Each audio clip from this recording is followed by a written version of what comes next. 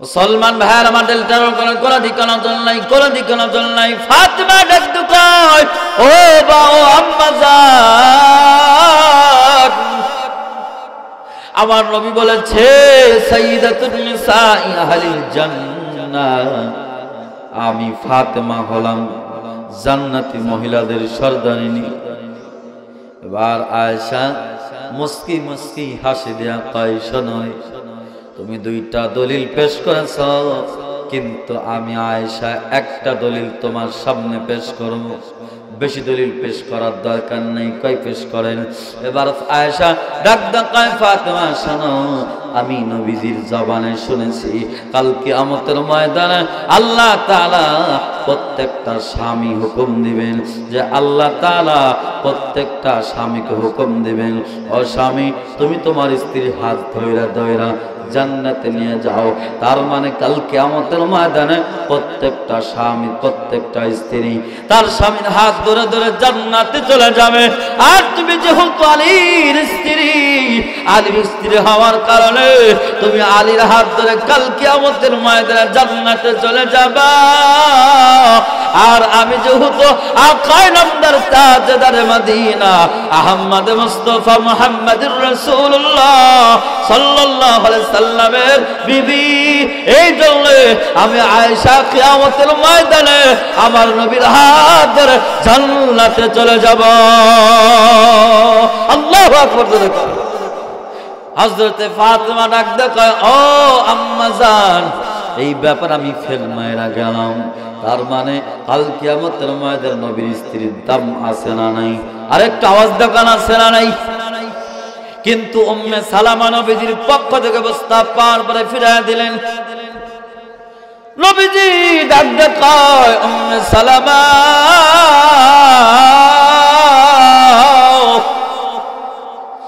আমি তো তোমার শর্ত মেনে নিলাম, তুমি না শর্ত দিয়েছিলা তুমি বেশি বেশি অভিমান করবা, এই জন্য বিবাহ বসবা না। আমি নবী বলে দিলেন, তোমার অভিমান আমি ভাঙ্গায় দিব, আমিও নারাজ হব না, আমার মাওলাও নারাজ হবে না, বরঞ্চ আমি তোমার স্বামী হওয়ার কারণে তোমার আখিরাতটা সুন্দর হয়ে যাবে। উম্মে সালামা ডাকতে কয়, নবী আমার, ও নবী গো, ও পয়গম্বর, দিতে একটা কারণ হলো আমার স্বামী যখন মারা গেছে আমার কাছে একটা সন্তান আমানত দিয়ে গেছে। আমি যখন আপনার সাথে বিবাহ বসবো, আমি যখন আপনার স্ত্রী হব, আপনি যখন আমার স্বামী হবেন, আমার সন্তানটা কোথায় থাকবে? আমার সন্তানকে লেকে লালন পালন করবে? ও নবী আমার সন্তানকে কে দেখবে? বরং আমার সন্তান রাস্তায় রাস্তায় টোকায়ের মতো ঘুরে ঘুরে বেড়াবে। কাল কিয়ামতের ময়দানে আমি আমার স্বামী আবু সালামার কেমনে মুখ দেখাবো? আবু সালামার কেমনে মুখ দেখাবো? আমার নবী ডাক দেখায়, ও উম্মে সালামা, শোনো শোনো শোনো শোনো রে, আমি নবী তোমার বিবাহ করতে চাচ্ছি, আমার যৌবনের তাড়নায় নয়। ও উম্মে সালামা, আমার যৌবনের তাড়নায় তোমাকে বিবাহ করতে আমি চাচ্ছি না, বরং আমি নবী তোমার দায়িত্ব নেওয়ার জন্য এবং তোমার সন্তানের দায়িত্ব নেওয়ার জন্য আমি নবী তোমারে বিবাহ করতে চাই। সুবহানাল্লাহ, জোরে বল না ভাই, সুবহানাল্লাহ। হযরত ওমর ইবনুল খাত্তাব রাদিয়াল্লাহু আনহু একদিন নবী করিম সাল্লাল্লাহু আলাইহি ওয়াসাল্লামের কাছে যা কয়, নবী, আমার বিবি, আমার সন্তান, আমার মা, আমার বাবা, আমার ধন সম্পদ যা কিছু আছে সব কিছুর চাইতে আপনারে বেশি মহব্বত করি, কিন্তু কোনোভাবেই আমার এই ক্ষুদ্র জীবনের চাইতে আপনারে বেশি মহব্বত করতে পারতেছি না। রাসূল বললেন, ওমর, তুমি এখনো কামেল মুমিন হতে পারো নাই। সুবহানাল্লাহ, জোরে আওয়াজ করা হয়। আল্লাহর নবী বিশ্ব নবী ডাকতে কয়, ওমর, যতক্ষণ পর্যন্ত তুমি তোমার জীবনের চাইতে আমি পয়গম্বরকে বেশি মহব্বত করতে না পারবা, ততক্ষণ পর্যন্ত আমি নবী ঘোষণা করে দিলাম তুমি কামিল মুমিন হতে পারবা না।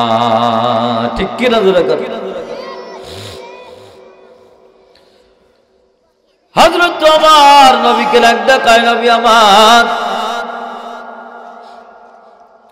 এটাই যদি হয় আপনার ফয়সালা, ও নবী তাইলে আপনি শুনেন, আমি ওমর আজকে ঘোষণা করে দিলাম, আমার জীবনে যা কিছু আছে, বিবি বলেন, সন্তান বলেন, মা বলেন, বাবা বলেন, আমার ধন সম্পদ, এমনকি নবী আমার এই ক্ষুদ্র জীবনের চাইতে আমি আমার আপনাকে বেশি মহব্বত করলাম। আল্লাহু আকবার।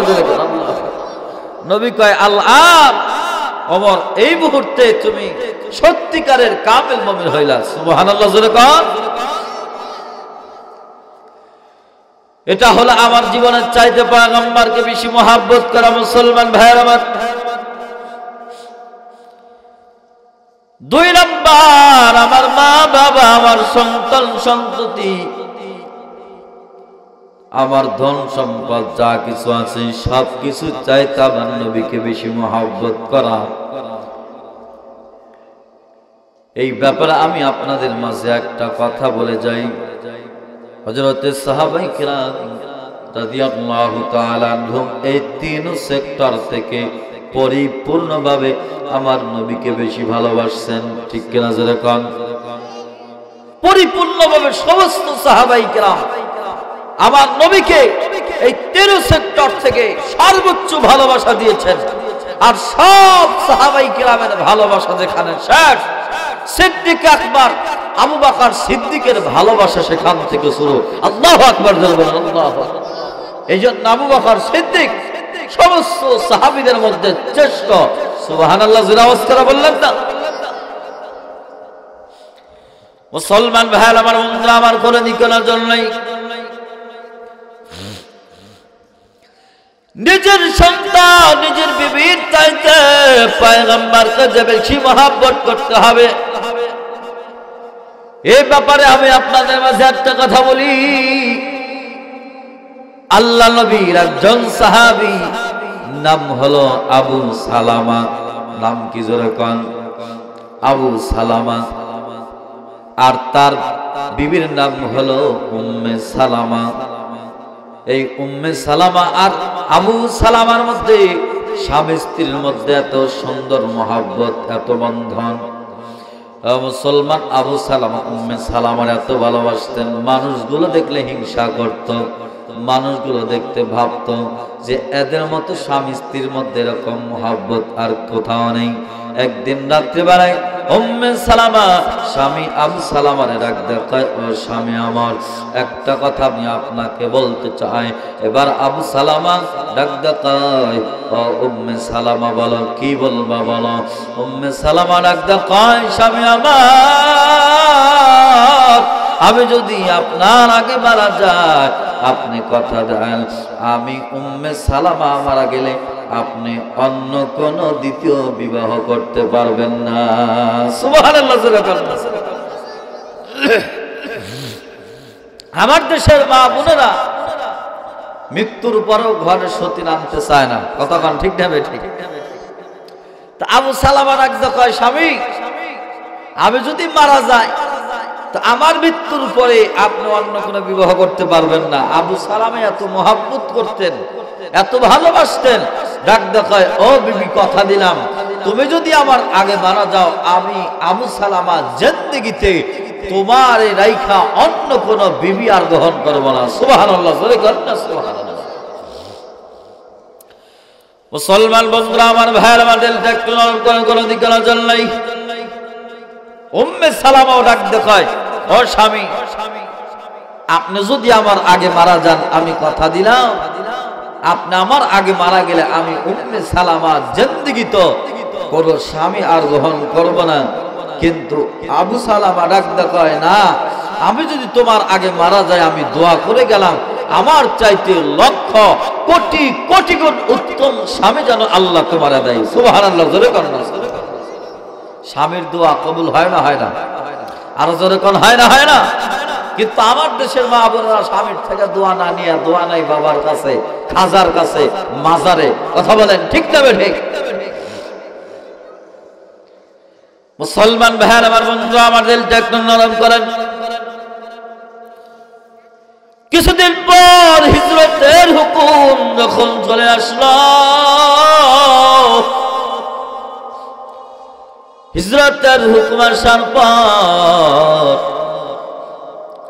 আল্লাহর নবী হিজরত করে যখন মদিনায় চলে গেলেন, ওই আবু সালামা আর উম্মে সালামা দুই স্বামী স্ত্রী, তাদের একটা সন্তান ছিল।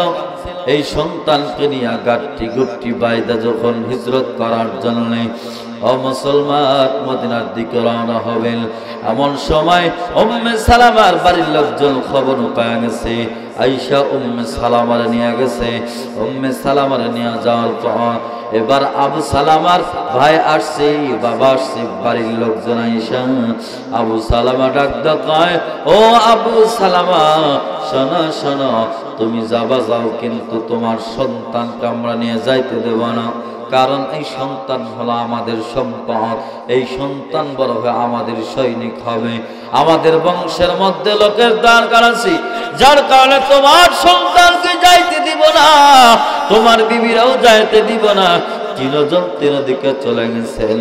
ও মুসলমান, তাদের ধারণা ছিল এই আবু সালামা যেহেতু তার সন্তানকে এত বেশি মহব্বত করে, তার স্ত্রীকে যেহেতু এত বেশি মহব্বত করে, তার মানে তার স্ত্রী খেয়ে নিয়ে গেলে, তার সন্তানকে নিয়ে গেলে আবু সালামা আর হিজরত করে কত মদিনাতে যাবেন। কিন্তু মুসলমান যারা মুমিন হয় তাদের কাছে নবীজির মহব্বত বেশি। নবীজির মহব্বতের কাছে সন্তান বলেন, মা বলেন, বাবা বলেন, স্ত্রীর মহব্বত তাদের কাছে চাওয়ার মূল্য নাই। ঠিক কিনা করে বলেন মুসলমান? এবার আবু সালামা ডাক ডাক আমার কওমের লোকেরা, শোনো শোনো, তোমরা মনে করেছিল আমার বিবিরে নিয়ে গেলে, আমার সন্তানকে নিয়ে গেলে আমি আবু সালামা হিজরত করে যাব না, মদিনাতে যাব না, আমি আমার নবীজির কাছে যাব না। শুনে রাখো, আল্লাহর কসম করে বলি, আল্লাহর কসম, আমি আমার স্ত্রীকে মহব্বত করি ঠিক, আমি আমার সন্তানকে মহব্বত করি ঠিক, কিন্তু আমি আমার নবীর চাইতেই বেশি মহব্বত করি না। আল্লাহু আকবার, জোরে বলুন আল্লাহু আকবার। এটা হলো মুমিনের মহব্বত। মুমিনের কাছে নবীদের মহব্বত বেশি, সন্তানের চাইতে, বিবির চাইতে, মার চাইতে, বাবার চাইতে। ঠিক কিনা জোরে বলেন মুসলমান ভাইয়েরা আমার। আবু সালামা হিজরত করে মদিনায় যখন চলে গেছে, উম্মে সালামা বাপের বাড়িতে, সন্তানটা শ্বশুর বাড়িতে, তিনজন তিনদিকে। উম্মে সালামা বিরহ বেদনায় কাঁদে, রাস্তার মনে মনে বৈশাখ কাঁদে, আর মদিনার দিকে তাকায় থাকে। ও মুসলমান বন্ধুরা আমার, কোন দিকের জন্য একটা বছর উম্মে সালামা নিজের চোখের পানি দিয়া জামা মোবারক ভিজা দিছে, আর রাস্তার দিকে তাকায় থাকে। বাবার বাড়ির লোকজন গুলো চিন্তা করে, আমরা যে উদ্দেশ্যে উম্মে সালামারা আমরা রাইখা দিছি, আর তার সন্তানকে আমরা রাইখা দিছি, সেই উদ্দেশ্যটা হাসিল হলো না। সাধারণভাবে এই মেয়েটার এত কষ্ট দেওয়ার কোনো দরকার নেই। এবার একটা বছর যখন হয়ে গেছে, উম্মে সালামার ডাইকা রাখতে কয়, ও উম্মে সালামা, তুমি তোমার সন্তানকে লইয়া যাও, যাও হিজরত করে মদিনায় চলে যাও, তোমার স্বামীর কাছে চলে যাও। উম্মে সালামা হিজরত করে মুসলমান, তিনি যখন একটা বছর পরে তার সন্তানকে লইয়া স্বামীর সাথে দেখা করবে, স্বামীর কাছে যাবে, স্বামীকে দেখবে, স্বামীও তারে দেখবে, মনে কি আনন্দ। ও মুসলমান, কিন্তু আল্লাহর কি কুদরতের কারিশমা, এই উম্মে সালামা স্বামীর সাথে একটা বছর পর দেখা করবে। স্বামীকে প্রথম দেখার পরে কি ফিলিংস নিজের মধ্যে কাজ করবে, এটা রাস্তা ভাইবা ভাইবা চিন্তা করে যাচ্ছেন, কিন্তু কিতাবের মধ্যে লেখে ওই উম্মে সালামা মদিনার মধ্যে যখন পা দিয়েছে, মদিনার মধ্যে পা দেওয়ার সাথে সাথে এ যেন ডাক ডাকায়, ও মদিনাবাসী তোমরা কে কোথায় আছো? আল্লাহ নবী মসজিদ নববীর সামনে কিছুক্ষণ পরে আবু সালামার জানাজার নামাজে দাঁড়ায় যাবে। এই কথা উম্মে সালামার কানে যখন চলে আসছে, উম্মে সালামার মাথার উপর আকাশ যেন ভেঙে পড়ে গেছে। এবার উম্মে সালামা ডাক ডাকায়, ও ভাই পাথি একটু দাঁড়াও না, তুমি কোন আবু সালামার কথা বললা? কোন আবু সালামার লাশ? আল্লাহ নবী জানাজার নামাজ পড়ায় দিবি। এবার আল্লাহ নবীর সাহাবী ডাক ডাকায়, ও মা শোনো শোনো, ওই মক্কা থেকে হিজরত করে বিবিকে রাইখা সন্তানকে রাইখা 1 বছর আগে এই আবু সালামা এই মদিনার মধ্যে আসছিলেন। আজকে সেই আবু সালামা দুনিয়ার মধ্যে নেই, আবু সালামা দুনিয়া থেকে চলে গেছেন। ও মুসলমান, হযরত উম্মে সালামা শোনার পরে দিছে একটা দৌড়। এবার উম্মে সালামা ওই স্বামীর খাটের পাশে দাঁড়ায়া ডাক ডাকায়, ও আবু সালামা, ও আমার স্বামী গো, ও পানের স্বামী, একটা বারের জন্য তুমি তোমার মুখটা খুইলা আমার সাথে কথা বলো না, তুমি তোমার চোখটা একটা বারের জন্য খোলো না, আমার তাকায় দেখো আমি কে দাঁড়া গেছি। আমি তোমার বিবি উম্মে সালামা, তোমার সামনে আমি দাঁড়ায় গেছি। তোমার আমার কোলের মধ্যে তোমার সন্তান আবুসা, তোমার সন্তান কামিনিয়া দাঁড়ায় গেছি। একটা বার তাকায় দেখ, আমার মনে বিশ্বাস তুমি মারা যাও নাই, তুমি মনে হয় আমার সাথে অভিমান করেছো। উম্মে সালামার কান্না আর কোলের শিশুর কান্নায় আকাশ বাতাস মুখরিত হয়ে গেল। উম্মে সালামার কান্না দেখা, ওই সন্তানের কান্না দেখা আমার নবীও কান্দে, আল্লাহ নবীর সাহাবীরা টুকরা টুকরা কান্দে। ও মুসলমান, দিলটা একটু নরম করে দান, কোন দিকে নজর নাই। এবার আবু সালামার যখন জানাজার নামাজ পড়ায় দিল, জানাজার নামাজ পড়ায় দেওয়ার পর এই আবু সালামার যখন কাফন দাফন কইরা আল্লাহ নবী বাড়িতে যখন চলে আসলেন, কিছুদিন পরে উম্মে সালামার ইদ্দত যখন শেষ হয়ে গেছে, আমার নবী হাঁটি হাঁটি পা পা করে ওই উম্মে সালামার ঘরের দরজায় হাজির হয়ে গেছে। আল্লাহু আকবার জোরে বল। খারাপ লাগতেছে আপনাদের? মুসলমান ভাই আমার, আমার দিলটা একটু নরম করেন। এখন আসেন, ওই যে শুরুতে আমি বলেছিলাম স্বামীর দোয়া স্ত্রীর জন্য কবুল হয় না, হয় না? এই কথা কল হয় না, হয় না? কেমনে সঠিক সত্য হয়? স্বামীর দোয়া স্ত্রীর পক্ষে কিভাবে কবুল হয়? শোনেন, দোয়া করছিল যে আমি যদি তোমার আগে মারা যাই, আমার চাইতে উত্তম কোটি কোটি গুণ উত্তম স্বামী যেন আল্লাহ তোমারে দেয়। সুবহানাল্লাহ জোরে বলেন। আর এতগুলা মানুষ আওয়াজ নাই, জোরে করেন না সুবহানাল্লাহ। আর একটু জোরে আওয়াজ, দু হাত তোলেন, তো সবাই দু হাত তোলেন, দু হাত তোলেন, জোরে সোরে আল্লাহু তাকবীর। আর একটু আওয়াজ দেখুন, নারায়ে তাকবীর। আল কোরআনের আলো, কোরআন সুন্নাহর আলো। মুসলমান ভাইরা আমার, এবার নবীজি উম্মে সালামার ঘরের সামনে দাঁড়ায়া ডাক দেখায়, উম্মে সালামা ঘরে আছো নি? ডাক দেখায় কে? আমি মুহাম্মদুর রাসূলুল্লাহ সাল্লাল্লাহু আলাইহি সাল্লাম। সুবহানাল্লাহ জোরে কোন। নবী, আপনি এই সময় অসময় আমার ঘরের দরজায় কোন উদ্দেশ্য আছে নি? নবীজি কয়, হ্যাঁ অবশ্যই তো আছে। কয় কি? কয় তুমি যদি রাজি থাকো, আমি নবী তোমারে প্রস্তাব দিলাম, আমি তোমারে বিবাহ করতে চাই, আমি তোমার স্বামী হব, তুমি আমার স্ত্রী হবা। আল্লাহু আকবার জোরে কোন। আল্লাহ।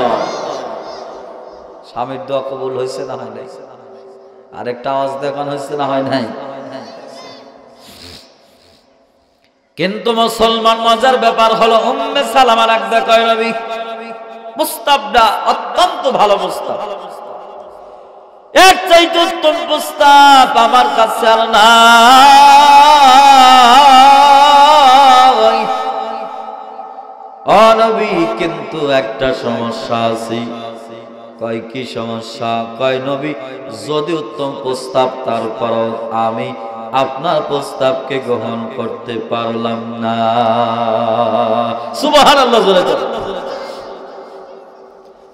নবীর প্রস্তাব প্রত্যাখ্যান করে দিছে। আহারে নবীজি ডাক দিয়ে কয়, উম্মে সালামা,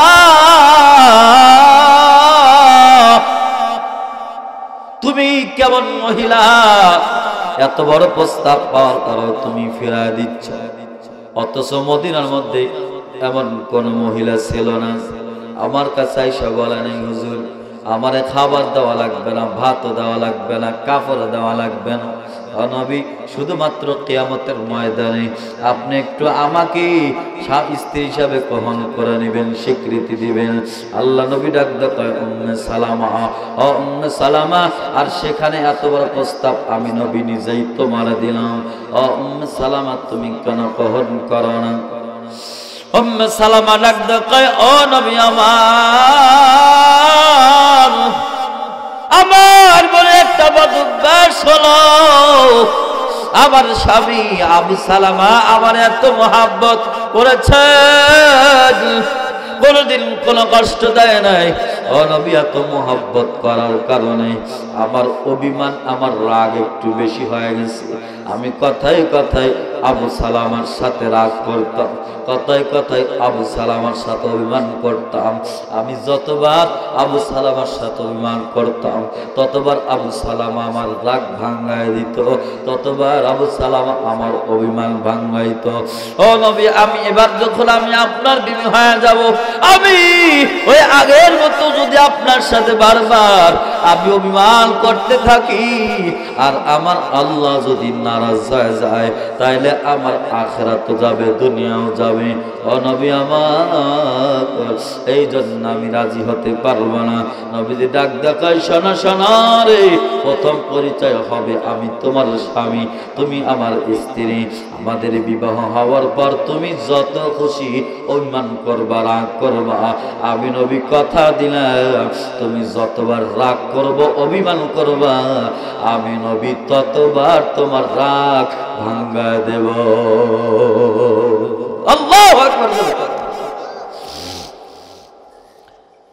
এরপরে উম্মে সালামা ডাক দেয়, নবী আমার তারপরও সম্ভব না। সুবহানাল্লাহ।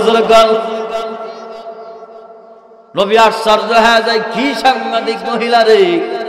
আমি নবী নিজের পক্ষ থেকে তার আমার বিবি হওয়ার জন্য প্রস্তাব দিলাম। এর চাইতে উত্তম প্রস্তাব তার পৃথিবীতে কিছু হতে পারে না। কাল কিয়ামতের ময়দানে নবীর স্ত্রী হিসাবে দাঁড়াবে, কত বড় সম্মান বলেন তো। নবীর স্ত্রীর সম্মান আছে না নাই? আরেকটু বলবেন, আছে না নাই? কথায় কথা মনে পড়ে যায়, আরেকটু যদি আগাই শুনবেন না আপনারা, খারাপ লাগতেছে? মুসলমান ভাই আমার বন্ধুরা, আমার দিলটা নরম করেন। এবার নবীর স্ত্রীর কত মর্যাদা।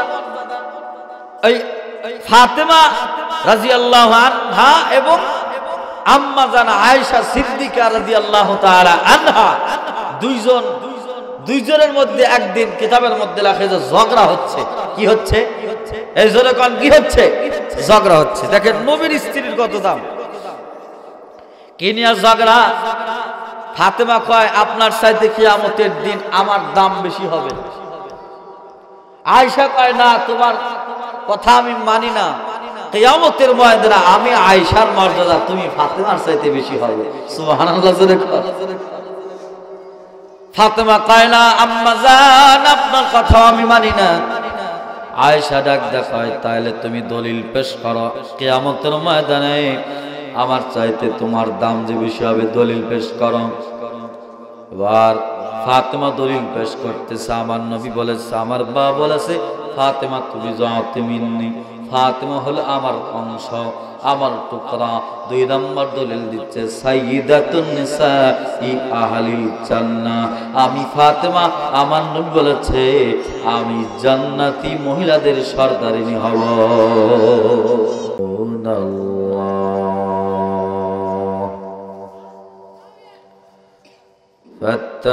فاتبعوني يحببكم الله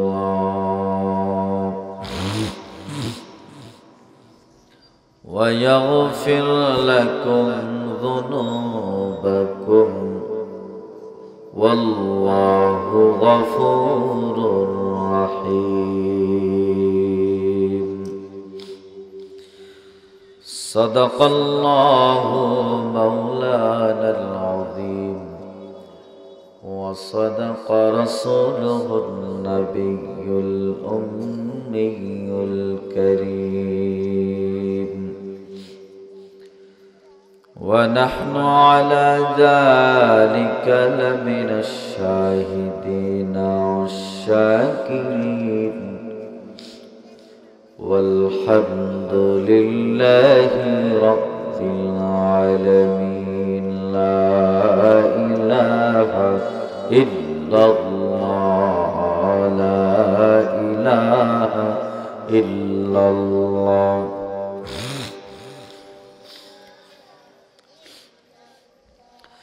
لا إله إلا الله لا إله إلا الله لا إله إلا الله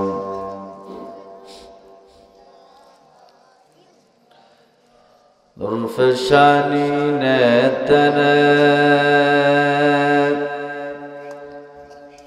قطروں کا دریا کر دیا آنکھوں کو بینا کر دیا دل کو روشن کر دیا آنکھوں کو بینا کر دیا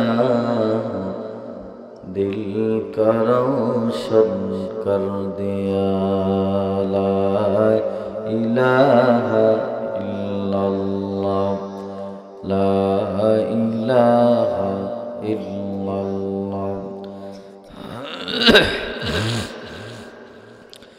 لا الہ الا اللہ محمد رسول اللہ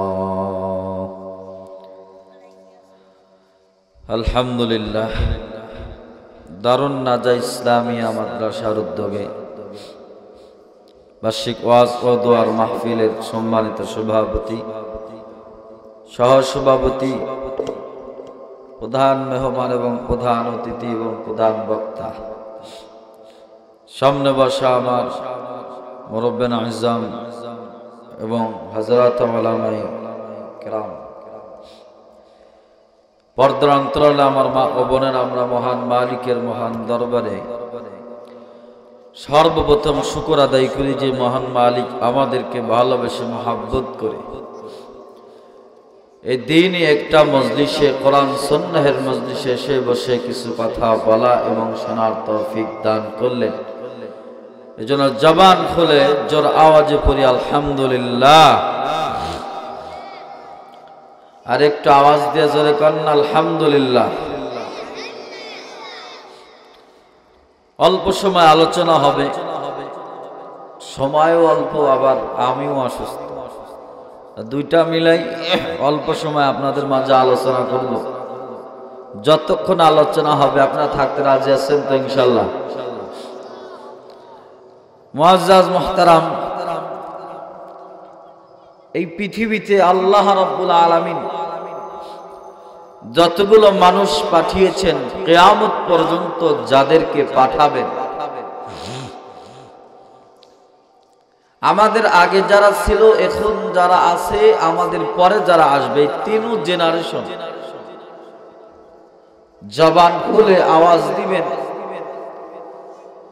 সকল মানুষগুলোকে কাল কিয়ামতের ময়দানে আল্লাহ জাল্লা শানহু ওয়া তাআলার দরবারে দাঁড়াতে হবে কি হবে না আর একটু জোরে কান হবে কি হবে না হবে প্রত্যেকেই কিয়ামতের ময়দানে দাঁড়াবেন। কেউ যদি ফাঁকিও দিতে চায়, কোশ্চেন কালেও এটা সম্ভব নয়। আল্লাহর সামনে দাঁড়াইতে হবেই হবে। এই তিন জেনারেশনকে আল্লাহ রাব্বুল আলামিন কাল কিয়ামতের ময়দানে দুই ভাগে ভাগ করবেন। কয় ভাগে? জোরে কোন? দুই ভাগে। একটা হলো সাঈদ, যারা সৌভাগ্যবান, আল্লাহ তাআলা এদেরকে কিয়ামতের ময়দানে বিনা হিসেবে জান্নাত দিবেন। সুবহানাল্লাহ বলেন। আর একটা হলো শাকী, কিয়ামতের ময়দানে যাদেরকে আল্লাহ তাআলা জাহান্নামে দিবেন, যারা জাহান্নামে যাবে। তো আমরা এখানে যারা আছি, আমরা কি জাহান্নামে যেতে চাই না জান্নাতের অধিবাসী হতে চাই? জান্নাতের অধিবাসী, সাঈদ হতে চাই, সৌভাগ্যবান হতে চাই। সৌভাগ্যবান আল্লাহর জান্নাতে যাওয়ার মাধ্যম হলো আল্লাহ জাল্লা শাআনুহু ওয়া তাআলার রেজামন্দি, আল্লাহ তাআলার রেজামন্দি, রাজি এবং খুশি।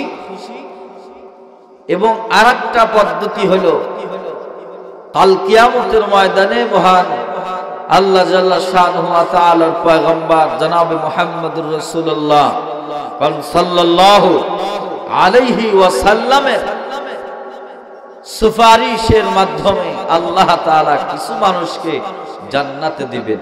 সুবহানাল্লাহ। আল্লাহ যাদের উপর খুশি হয়ে যাবেন, বিনা হিসেবে জান্নাত তাদেরকে দিয়ে দিবেন। এরপরে আল্লাহ রাসূল যাদের ব্যাপারে সুপারিশ করবেন, এদেরকেও আল্লাহ রাব্বুল আলামিন জান্নাত দিবেন। এই আওয়াজ করে কেন ছেলেবেলা? তোমরা বসো, না হলে যাও, আওয়াজ নেই।